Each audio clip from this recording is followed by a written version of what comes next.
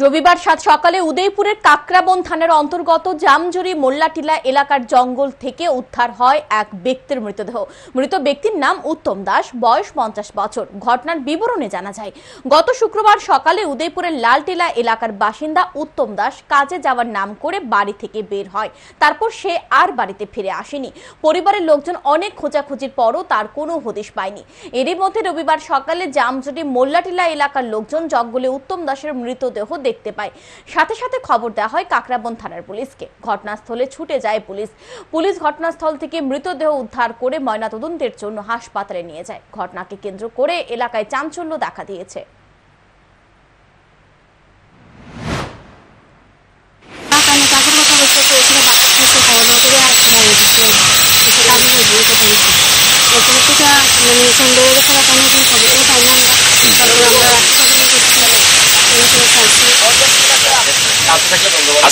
আজকে ভাইছেন 2 দিন পরে।